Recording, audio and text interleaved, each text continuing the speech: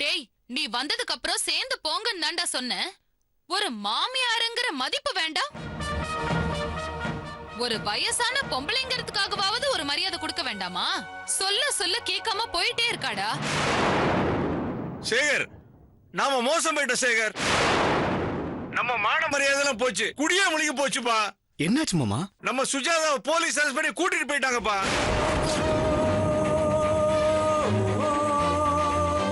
என்ன, சுஜாதாவை அரெஸ்ட் பண்ணிட்டாங்களா?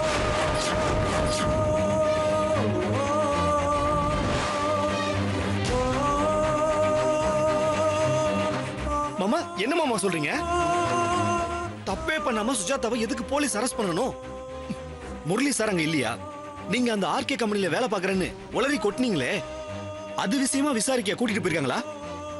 தெளிவா சொல்லுங்க மாமா, எதுக்காக சுஜாதாவை அரெஸ்ட் பண்ணணும்? சேகர், நான் வேணும்னு பண்ணலப்பா. அவங்க சோதனைங்கிற பேர்ல வீட்டை கலைச்சு போடும்போது நீ இருந்திருந்தா உனக்கு தெரிஞ்சிருக்கும்பா. முரளி கூட அவள் நேரம் வெளியே பேசிக்கிட்டு இருந்தாப்பா. அப்ப கூட ஆர்கே கன்ஸ்ட்ரக்ஷன் தான் மோசடி பண்ணிருக்காங்கன்னு ஒரு வார்த்தை கூட என்கிட்ட சொல்லலப்பா. வீட்டையே பிரிச்சு குப்பை மாதிரி போட்டதால தான் சட்டுன்னு கோபம் வந்துருச்சுப்பா. அவங்கள பயமுறுத்துறதுக்காக சொன்ன வார்த்தை என் பொண்ணுக்கு எதிராக போகும்னு நான் கொஞ்சம் கூட எக்ஸ்பெக்ட் பண்ணலப்பா. நீங்க பண்றதெல்லாம் பண்ணிட்டு சுஜாதாவை மாட்டி விட்டுட்டு இப்ப ஒண்ணும் தெரியாத மாதிரி நடிக்கிறீங்களா? எனக்கு வர்ற கோவத்துக்கு அப்படியே மாமா அசிங்கமா சொல்லிட்டு போறேன். முரளி சார் பக்கத்துல இருக்காரா? இல்ல சேகர், போலீஸ் சுஜாதாவை கமிஷனர் ஆபீஸ் கூட்டு போயிருக்காங்க. முரளியும் அங்கதான் போறேன்னு சொல்லிட்டு போனாரு. வக்கீல வச்சு ஏதாவது பண்ண முடியுமான்னு ட்ரை பண்றேன்னு சொல்லிட்டு போயிருக்காருப்பா. என் மேல எந்த தப்பு இல்ல சேகர். ஆக்சுவலா ஒன்னும் சொல்ல வேணாம். போனை வைங்க முதல்ல. நான் முரளி சார்ட்ட பேசிட்டு கால் பண்றேன். போனை வைங்க. சுஜாதாக்கா அரெஸ்ட் பண்ணிட்டாங்களா? போச்சு. இனிமே என் கல்யாணம் நடந்த மாதிரி தான். ஏன்டா இந்த குடும்பத்துல வந்து பிறந்தோம்னு இருக்கு.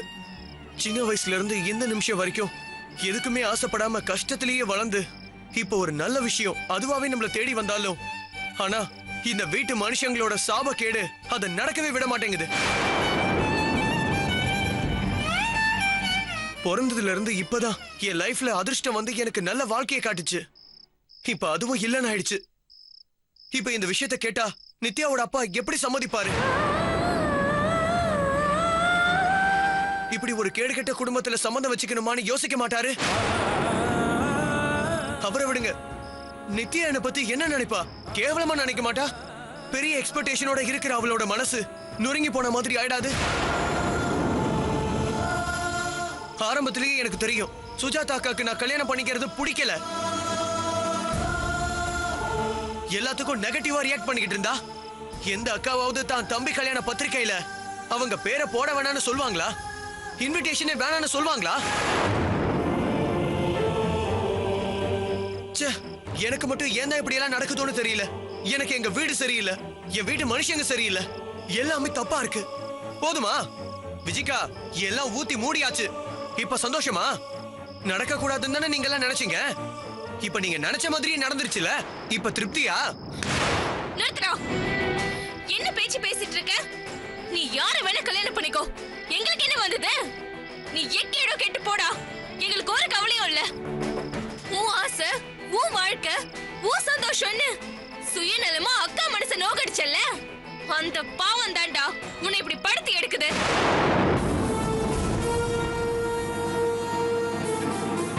என்ன சொன்ன? அக்கா அரெஸ்ட் பண்ண என்னவா? அவங்க மேலதான் உனக்கு துளி கூட பாசமோ அக்கறையோ இல்லையே. போ, போய் கல்யாணம் பண்ணிக்கோ.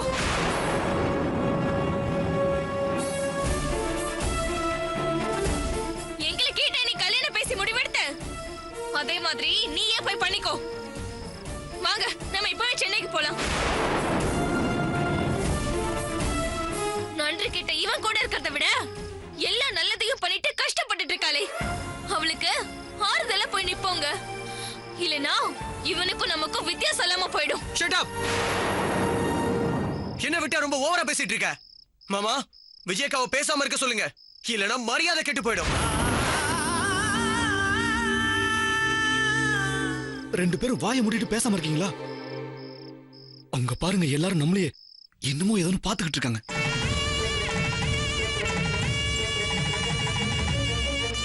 இப்படி நீங்க 2 பேரும் இங்கேயே சண்டை போட்டுட்டு இருந்தீங்க. நீங்க யாரும் நித்யா அப்பா கிட்ட சொல்ல வேணாம், அவரே இவங்க மூலமா தெரிஞ்சுக்குவாரு. பிரகாஷ், நீ பிடெக் படிச்சிருக்கே தவிர உனக்கு கொஞ்சம் கூட காமன் சென்ஸே கிடையாது. விஜி, நீயும் உன் வாயை மூடிட்டு சும்மாரு. நீங்க என்ன சண்டை போடுறீங்களோ அதை ரூம்ல வந்து போடுங்க.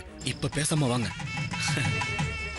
ஏனுங்க சார், டிஃபன் பண்ணி வச்சிருக்கேன், கையோட வந்து சாப்பிட்டீங்கன்னா அப்புறமா சாவகாசம் பேசிக்கலாமே. இல்ல, நாங்க வெளியிலே சாப்பிட்டுட்டு வந்துட்டோம். நைட் எதுவும் வேணாம். சரிங்க. விஜி, உள்ள போலாமா? வா.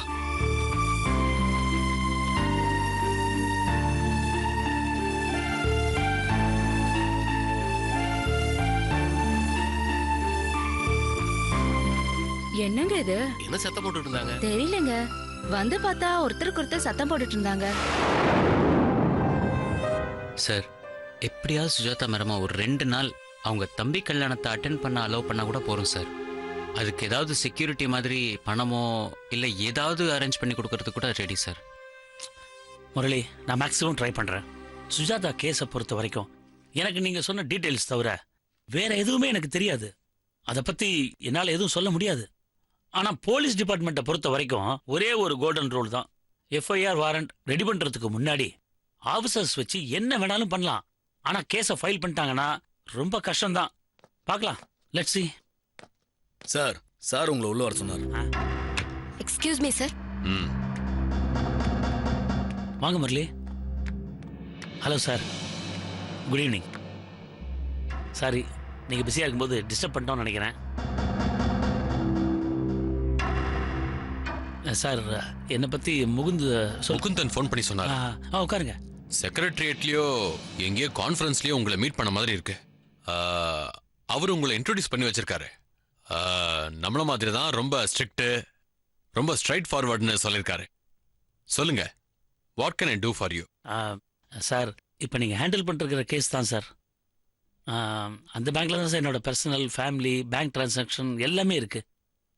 இன்ஃபேக்ட் பர்சனலாகவே எனக்கு சுஜாதாவை நல்லா தெரியும். அதே மாதிரி மிஸ்டர் முரளியும் எங்களுக்கு ரொம்ப நல்ல பழக்கம், எங்கள் ஃபேமிலி ஃப்ரெண்டு மாதிரி.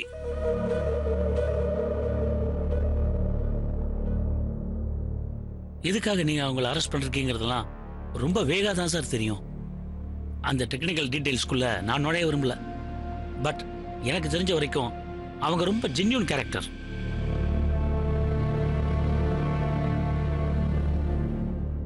அவங்களோட பிரதர் மேரேஜ் கோயம்புத்தூர்ல வர சண்டே நடக்குது.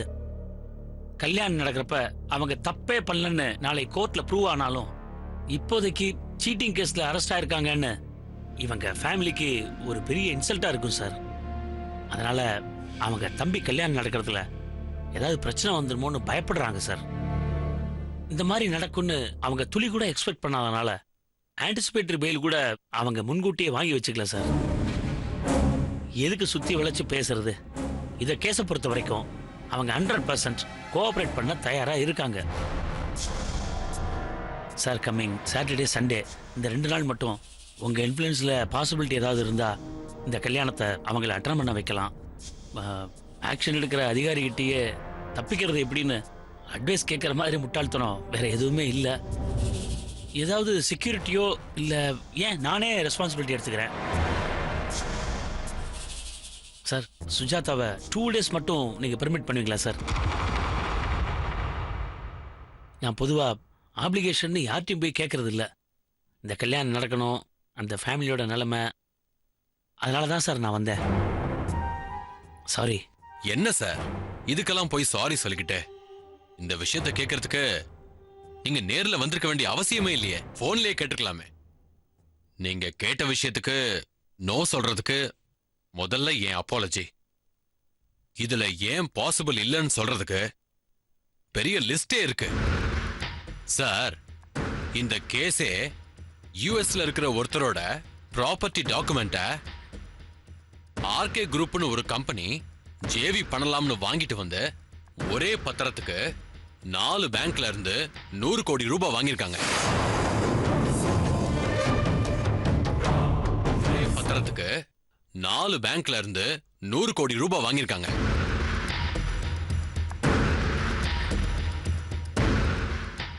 இந்த 100 கோடி ரூபாய 2 மாசத்துல அடிச்சிருக்காங்க. ஒரு பேங்க்ல லோன் வாங்கினதும் அதோட ஒரிஜினல் பத்திரத்தை எடுத்துட்டு போலி பத்திரத்தை வச்சுட்டு இதே மாதிரி அடுத்தடுத்த பேங்க்லயும் இந்த வேலையை பண்ணிருக்காங்க.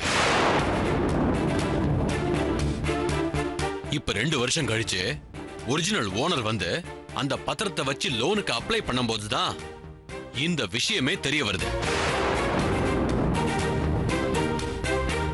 அந்த மனுஷனுக்கு ஹார்ட் அட்டாக்கே வந்துருச்சு. நம்ம ஹோம் செக்ரட்டரி இந்த ஃப்ராடுக்கு காரணமானவங்கள, கூட துணை போனவங்கள தயவு தாட்சணியம் பார்க்காம அரெஸ்ட் பண்ணி விசாரிச்சு ரிப்போர்ட் கொடுக்க சொல்லிட்டாரு.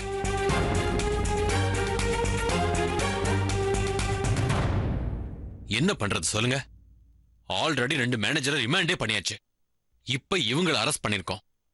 இப்ப நான் எந்த ஃபேவர் பண்ணாலும் நான் பெருசா வாங்கிட்டேன்னு சொல்லிடுவாங்க. இந்த ஃபோர்ஸ்ல நான் காம்ப்ரமைஸ் ஆயிருந்தா இன்னைக்கு நான் ஐஜி ஆயிருப்பேன். ஆனா ஆகாததுனால நான் இப்படி இருக்கேன். No regrets. பட் என்னால எதுவும் பண்ண முடியாத நிலைமை. I hope you can understand my position. Okay sir, இதுக்கு மேலே உங்ககிட்ட பேசி உங்கள் நேரத்தை நான் வீணடிக்க விரும்பல. தேங்க்யூ சார், நான் வரேன். Come on Murali, nice meeting you sir. Kavya,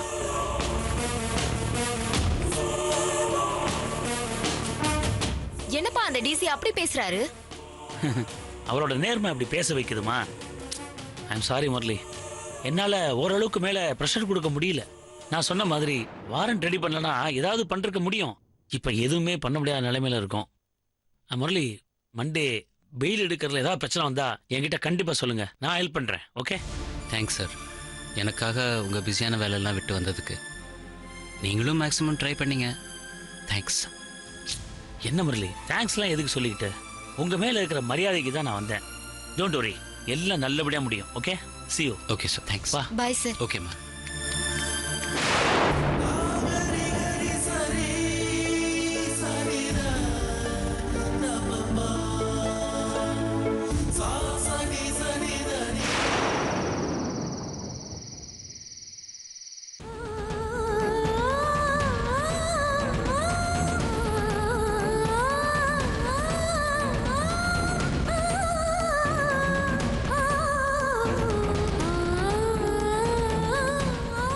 எனக்கு என்ன சொல்றதுனே தெரியல.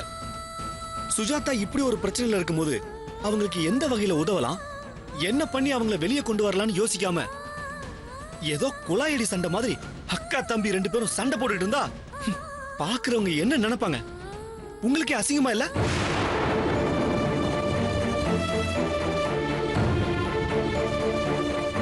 இங்க பாரு பிரகாஷ், உன் கல்யாணம் நல்லபடியா நடக்குங்கிற எண்ணம் உனக்கு மட்டும் இருக்குன்னு நினைக்காத, எல்லாருக்கும் இருக்கு. இன்னும் சொல்லப்போனா இவ்வளவு பிரச்சனையில விசாரணை, அரஸ்ட்னு சுஜாதா மனசு வேதனையில வழியில இருந்தாலும் உன் கல்யாணம் நல்லபடியா நடக்கணும்னு அவங்களுக்கு பண்றாங்களோ இல்லையோ உனக்காக பிரார்த்தனை பண்ணிக்கிட்டு இருப்பாங்க. அதுதான் அவங்க கேரக்டர். அவங்கள மாதிரி உன்னை பெருந்தன்மையா இருக்க சொல்லல, ஆனா எல்லாம் முடிஞ்சு போச்சுன்னு பைத்தியகாரத்தனமா கத்தாம இரு. ரிலாக்ஸா இரு, நான் பாத்துக்கிறேன். இத சொல்லதான் வர சொன்னேன். நீ உன் ரூமுக்கு போ.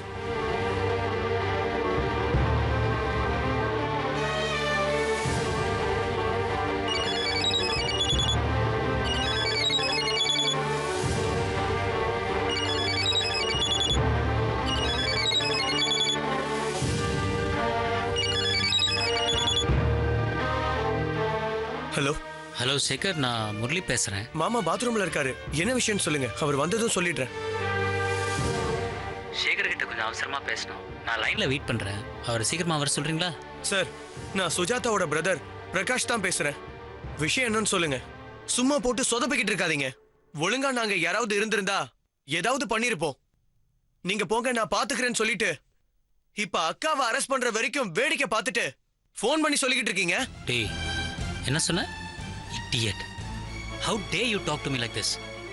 யார்கிட்ட பேசுறன்ற ஒரு மரியாதை இல்ல உனக்கு? என்ன நடக்குதுன்னு தெரிஞ்சுக்காம என்ன வேடிக்கை பார்க்கறேன்னு சொல்றியா? உன்ன மாதிரியும் உங்க அப்பா மாதிரியும் முட்டாள்கள் இருந்தா ஏன் சுஜாதா மேடத்தை அரெஸ்ட் பண்ண மாட்டாங்க? இன்னும் மோசமா கூட அவங்களுக்கு நடக்கும். Sir, mind your language. எனக்கும் இப்படி மரியாதை இல்லாம பேச தெரியும். உனக்கு மரியாதையா? ரெஸ்பெக்ட்னா என்னன்னு தெரியுமாடா உனக்கு? இடியட். அது தெரிஞ்சிருந்தா அக்காவுக்கு முன்னாடி கல்யாணம் பண்ணிப்பியாடா? இவ்வளவு பேசுற நீ இங்க இருந்து பாத்துக்க வேண்டியதானே? யார் உன்னை தடுத்தது? அவ்வளவு ஏன் இப்ப சுஜாதாவை அரெஸ்ட் பண்ணதுக்கு காரணமே நீதான்டா முட்டாள். என்ன சொல்றீங்க? நான் என்ன பண்ணேன்? என்ன பண்ணேன்னு நீதான்டா சொல்லணும். உன் ரூம்ல இருந்து கணக்குலயே வராத 2 லட்சம் ரூபாய் அதை தான் போலீஸ் எடுத்திருக்காங்க. ஊருக்கு போன முட்டாள், அதை நீ பேங்க்லயாவது போட்டு போயிருக்கணும், இல்ல யாருக்காவது சொல்லிட்டு போயிருக்கலாமே. எத்தையுமே பண்ணாம ரூமை பூட்டிட்டு சாவி எடுத்துட்டு போயிட்ட. எத்தையுமே பண்ணாம ரூமை பூட்டிட்டு சாவி எடுத்துட்டு போயிட்ட. அந்த பணத்தினாலதான் ஆதாரம் காட்ட முடியாம சுஜாதாவை போலீஸ் அரெஸ்ட் பண்ணிருக்காங்க. சார், அது என் மாமா என் கல்யாணத்துக்காக ட்ரெஸ் எடுக்க கொடுத்தது சார். அதை முட்டாள்தனமா கோயம்புத்தூர்ல இருந்து சொல்லாத. சென்னைக்கு வந்து கமிஷனர் ஆபீஸ்ல சொல்லு, அதுவும் ஆதாரத்தோட வந்து சொல்லு. அதை விட்டுட்டு இப்படி அதிக பிரசங்கித்தனமா பேசிக்கிட்டு இருந்த மனுஷனா பேச மாட்டேன். வெயிட் ஆஃப் பண்ண இடியட்.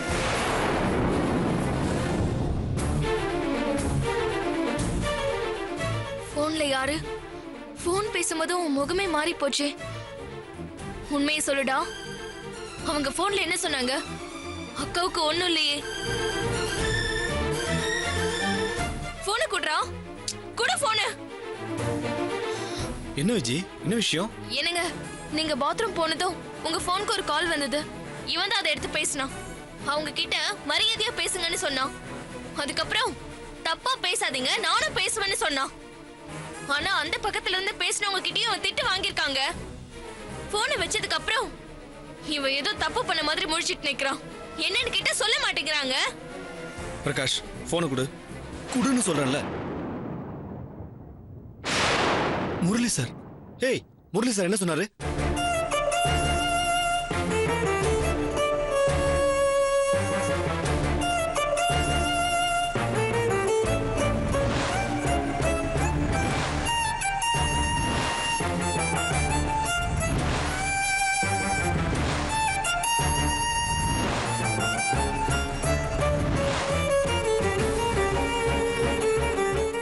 ஏய், நீ திருந்தவே மாட்டியா பிரகாஷ்?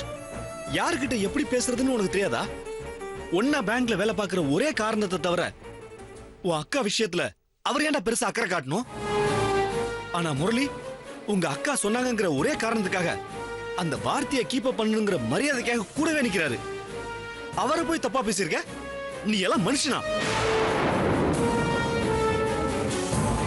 அதே மாதிரி உன் ரூம்ல போலீஸ் எடுத்த பணம் உன் மாமனார் கொடுத்ததுன்னு சுஜாதாவுக்கு நல்லா தெரிஞ்சிருக்கும்.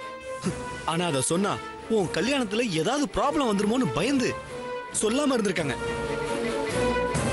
போலீஸ் அரெஸ்ட் பண்ணியும் பேசாம இருந்திருக்காங்க. நீ அவங்க அரெஸ்ட் ஆனதை பத்தி கவலைப்படல.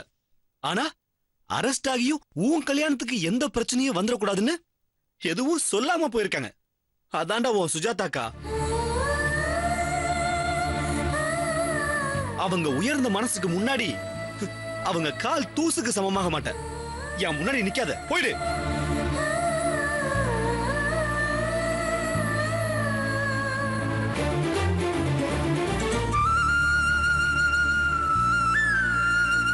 என்ன ஆச்சுங்க? ஒண்ணு இல்ல விஜி, நீ டென்ஷன் ஆகாத.